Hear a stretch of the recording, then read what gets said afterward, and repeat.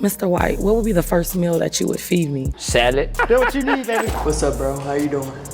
You ain't no man, is you? You wanna find out? Hell no. Hell no, cause what if you is? I'm gonna be in a hell of a situation.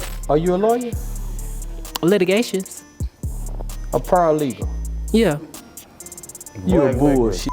Yeah, you bullshit. From debating a feminist into disqualifying her mid-argument, to picking apart a contestant's legs before she's even said a full sentence, Charleston White does not read the room. These are the 12 times Charleston White humbled entitled women. Starting off with the time he skipped the small talk entirely and told a contestant exactly what he'd feed her. On a No Love Mars 20 versus 2 dating show, 20 women rotate through in front of Charleston and a co-host, getting judged and eliminated round by round. One contestant skips the usual questions and puts him on the spot instead. My question to you guys is, I ain't answering no motherfucking question. Ooh. Mr. White, what would be the first meal that you would feed me? Salad. She wasn't expecting a one-word answer and tries to get him to explain himself. A salad. That's what you need, baby girl. What is it gonna at least have meat in it? All You don't want lettuce. Lettuce with croutons from wherever that is. That interaction is a bit rude, but Charleston White doesn't give a damn about rude. And to be blunt, that salad would probably do her some good. She's clearly a little past the weight limit for that question to land as a joke instead of a diagnosis. She tries to push back, wants meat on the plate at least, and he throws it in like he's negotiating a hostage release instead of ordering lunch. That salad line got Charleston clipped and reposted for months. But he doesn't always come out ahead in these exchanges. On a different taping of the same format, one contestant's voice actually got him to back down first. Same lineup, different contestant, and this one doesn't even get through her intro clean before Charleston's stuck on one thing he can't let go of. What's up, bro? How you doing? You ain't no man, is you? You wanna find out? Hell no. Hell no, cause what if you is? I'm gonna be in a hell of a situation. He asked the question straight to her face. The second she dared him to actually find out, he backed off instantly. No follow-up. Confidence didn't hold up there, but it held up fine a few tapings later, when a different contestant tried to talk her way past him with a job title instead. Different night, same 20 women format. Aaron the plumber sitting in as co-host. A contestant leads with her credentials, telling them her whole family works in law and that she's a paralegal. Yeah, I always wanted to be a law-abiding citizen. So Okay. yeah, I've been telling all my life. Oh shit. Yeah. You know, my whole family is lawyers. So if you gotta tell the right people. You could tell me. No, you can tell anybody when you're telling the truth. Charleston presses for the one detail that would actually confirm it. Are you a lawyer? Litigations. A paralegal? Yeah. You a bullshit. Yeah, you bullshit. No, I'm dead ass. You a bullshit. I'm dead ass. For what firm? Don't worry about all that. In a real way. I can't disclose all that. She is not a paralegal. I was a paralegal. She repeats, I can't disclose that, every time he asks, and never gives him a firm name. Claiming a job was one thing. Later, in a different format, a girl tried to flex some cash on Charleston, but she got the wrong dude to flex on. This happens on a No Love Mars blind dating show after the blindfold comes off, and Charleston starts explaining his own dating philosophy to the room. At the end of the day, a way to a man's heart is through his belly and not his eyes. Are you married? Do you got a man? Do you got a man? That's why you ain't got no man, cause you can't cook.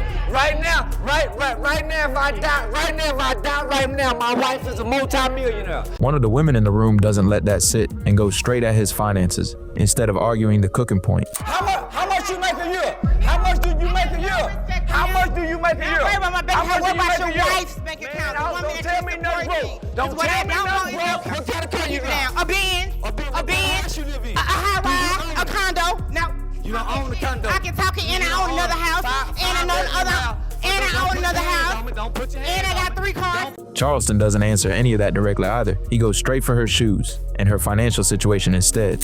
You ain't got no money. Talking about that 850 credit score. None, cooking, broke, bitch, in a high rise, paying rent. Don't own nothing.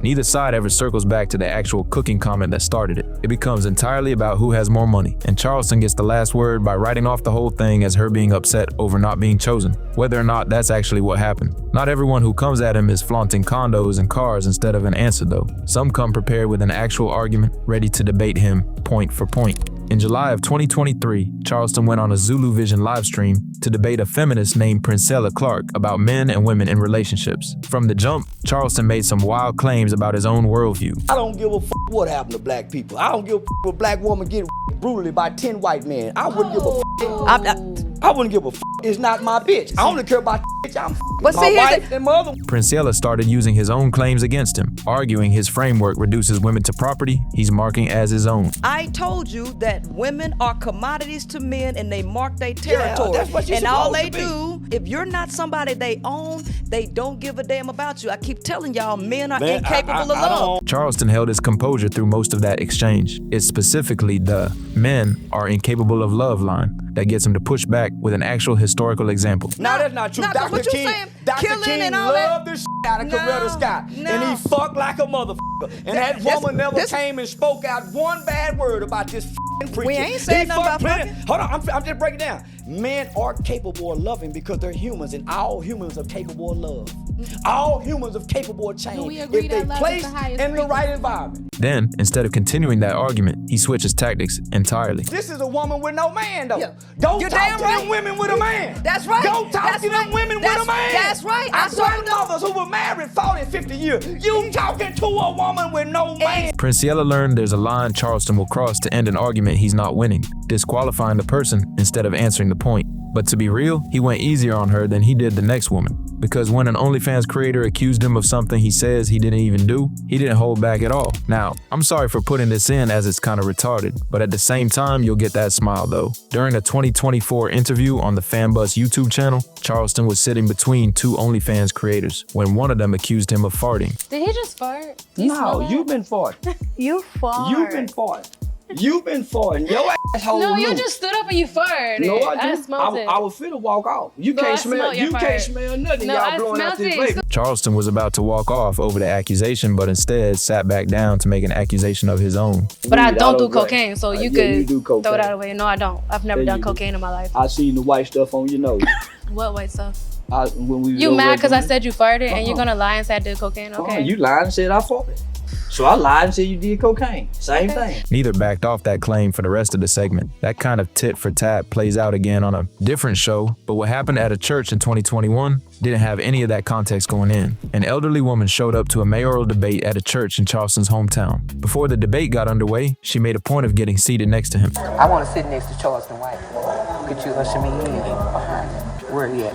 Right there with the bald head. Charleston White with the bald head. Okay, I'm gonna sit by Jesse so I can be good. I'm gonna be on my best behavior. Once she sat down next to him, Charleston stood up and confronted her directly in the middle of the church. Man, when y'all get this dope scene away from me, with me.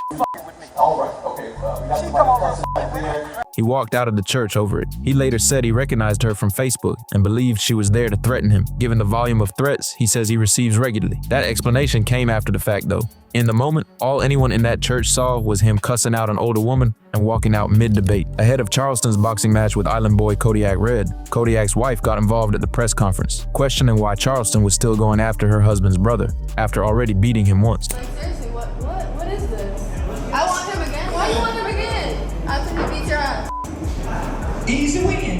Wait, I have a question. Do you have to wear goggles or what? Instead of answering that, Charleston goes after her child. Do y'all babysit the retarded baby? She asked him a direct question about his own motives. He answered with her baby's head shape, and the exchange ended there because there wasn't anywhere left for it to go. That's not the only time a baby comment triggered a direct confrontation with Charleston, though. One woman didn't wait for a press conference. She walked straight into an interview to get her answer in person. Mid-interview, a woman walked into frame and physically took the microphone out of Charleston's hand. He had previously called her newborn baby ugly on camera, and she wasn't there for a follow-up conversation about it. And you talk about our child and you're gonna get your beat, huh? Yeah, you talk about our child saying he's little.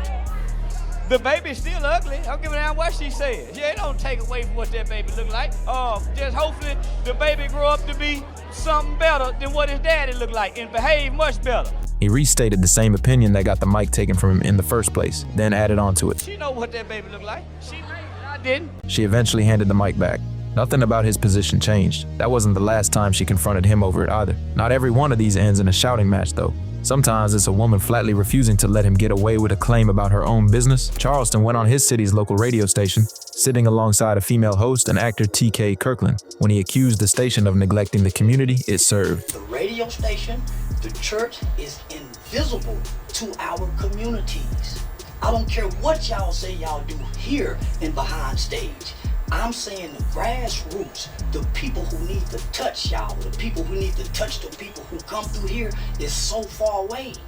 Most people don't even know where this radio station at. We don't even know what y'all look like. The host pushed back immediately, pointing out that she works there and does community outreach herself. It's not a fact. I live here. Just because I live here too. So, but you work here at this station. And I grew up here. And like you said, you guys are told what to do. I'm not told what to do. Charleston didn't back off the claim and pointed out he'd taken it personally on her behalf when he never said her name specifically. Let's not make it personal. I'm not making it personal. You said I, and I said the radio. I'm just I don't one know person. you, but I don't know you though. Okay, so listen. I don't know you, mama. I said the radio. TK Kirkland eventually stepped in and told the host directly that she shouldn't have taken a comment about the station personally when Charleston never named her. She kept pushing her point about her own outreach work, but the exchange ended with Charleston's original claim standing exactly where it started. Not every disagreement plays out with him holding his ground that cleanly though. On one dating show taping, a contestant's whole physical presence got under his skin before she'd said a word. On Charleston's 20 vs. 2 taping with Lil Woody, a tall, slim contestant walked up, and Charleston made his displeasure obvious immediately. Man, I don't like nothing about this girl. And I don't like nothing about you not having no hair on the top of your head. Then he explained why the carrot won't touch the parrot, if you know what I mean. Listen, pelvic on pelvic go hurt if we two skinny motherfuckers grind, that shit go hurt. Who said we was gonna fuck? We can get money together though. White started pressing further, making self-esteem go from a 10 out of 10 baddie to a 2 out of 10 bum. Why your knees way down? Because I'm long-legged, okay, Mr. Sir? I'm a real authentic model. This is what models usually look like. What are you? Me. Them knees too far from the hips to be real. No. She held her ground through the entire back and forth, calling herself a real, authentic model, and not backing off his height and body comments. Surprisingly, this is one of the rare cases on the list where Charleston actually changed his mind by the end and kept her instead of eliminating her. Not every contestant gets a change of heart from him though. Sometimes he decides he doesn't like someone before she's even had the chance to say a single word. On YouTuber Ongeto's own 20 vs. 1 dating show, Charleston was enjoying himself with contestants he liked until one walked in that he clearly didn't. They just threw you in here, didn't they? Absolutely. I know goddamn well they did. Absolutely. Y'all done went just threw her in here. Y'all done run out of girls and just went and got her and brought her in here. Why y'all doing me like this, nephew? Why they just didn't stop with what they had? He never engages with anything she says or does. He's entirely focused on the fact that production brought her in at all, treating her presence itself as the insult, rather than anything about her specifically. That's arguably the coldest version of this whole pattern. No comeback needed, no argument to win, just a flat refusal to even consider her a real contestant. Look back over this whole list, and the pattern's impossible to miss. 20 women on a stage, a feminist on a live stream, an elderly woman in a church, a press conference before a boxing match. Doesn't matter the setting, Charleston never once takes the L quietly. He either wins the exchange outright, or he just refuses to admit he lost it. And by the time the clip's over, those end up looking like the same thing. Some of the women on this list actually won their exchange with him on points, caught him in the contradiction, called his bluff clean. Doesn't matter, he's already on to the next line, the next contestant, before anybody's finished processing what just happened. 12 cases, 12 different women, and not one moment where he stops to consider whether he should. Drop a comment and let me know which one of these you think you'd have handled worse than Charleston did. And don't lie to yourself on this one. And if you enjoyed this, subscribe for more. See you in the next one.